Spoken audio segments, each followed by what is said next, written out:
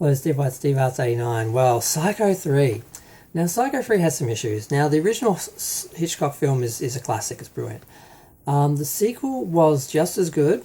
It did its own thing. It was intelligent. It was well received. It made a lot of money. It was well produced.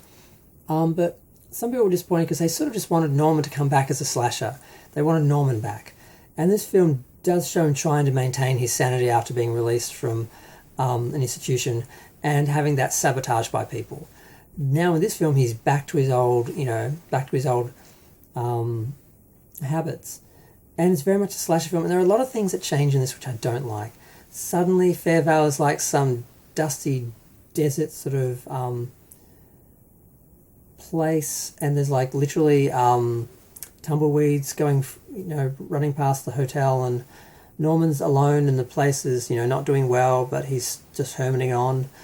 And there are some questions about what happened to Mrs. Spool, who used to work at the diner, who disappeared, and there's a reporter who showed up who's sort of looking into that, who suspects he might have done something because of his history.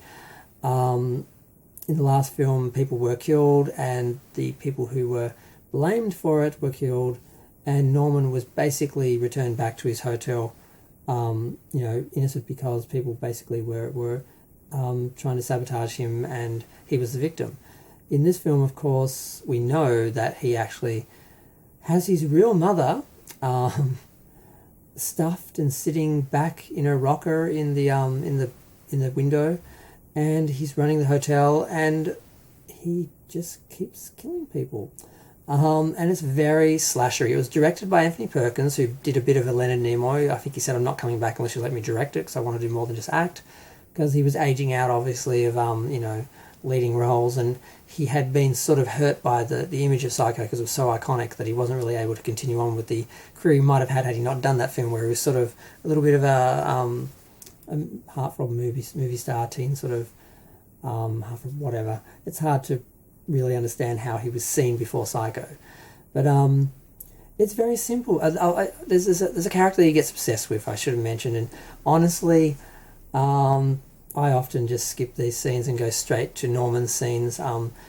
It's a woman who, for some reason we really don't know, has gone to a convent to try and save herself, and she wants to commit you-know-what by jumping from a tower.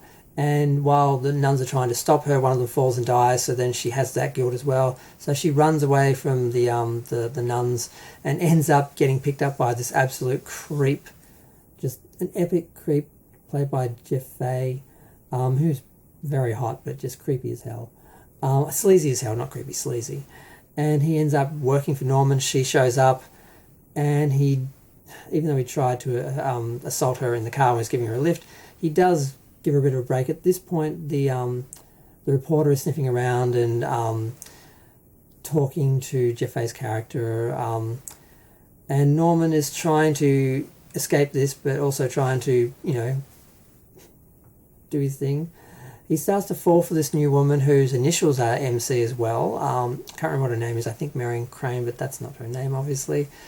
He tries to romance her. She's very innocent. He's very innocent. He tries to date her. In the end, she meets a very sticky end.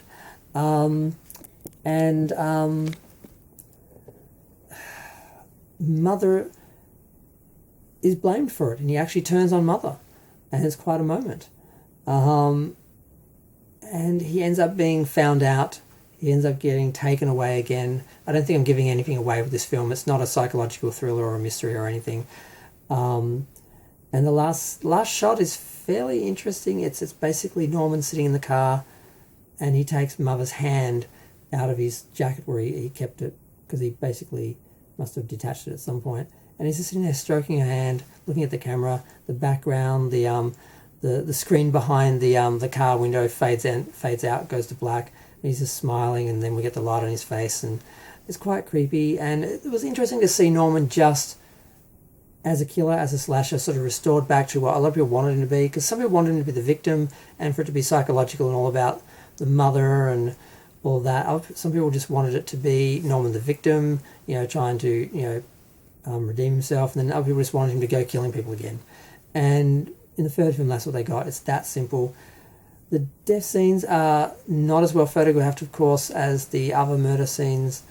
They are very slashery. I don't know, parts of me like the film because it is just a basic slasher film, but there's elements I hate. I hate the sort of dry desert, sort of the way they've made the Bates house look like it's just in the middle of a desert somewhere. It just it's not as beautiful. It's not the same character it was in the other films.